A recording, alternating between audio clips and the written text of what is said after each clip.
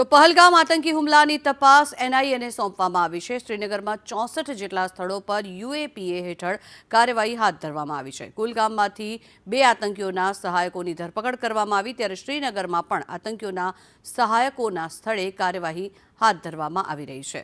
મહત્વનું છે કે જે રીતે આતંકી હુમલો કરવામાં આવ્યો છે ત્યારબાદ આ આતંકી હુમલાની તપાસ એનઆઈએને સોંપવામાં આવી છે। નાનામાં નાની બાબતો પર ઝીણવટપૂર્વક તપાસ હાથ ધરવામાં આવશે, ત્યારે શ્રીનગરમાં 64 જેટલા સ્થળો પર તપાસ હાથ ધરવામાં આવી રહી છે। પહલગામ આતંકી હુમલાની તપાસ ઝીણવટપૂર્વક કરવામાં આવી રહી છે, ત્યારે યુએપીએ હેઠળ આ કાર્યવાહી હાથ ધરવામાં આવી રહી છે। કુલગામમાંથી 2 આતંકીઓના સહાયકોની ધરપકડ પણ કરવામાં આવી છે, ત્યારે શ્રીનગરમાં પણ આતંકીઓના સહાયકોના સ્થળે કાર્યવાહી હાથ ધરવામાં આવી રહી છે।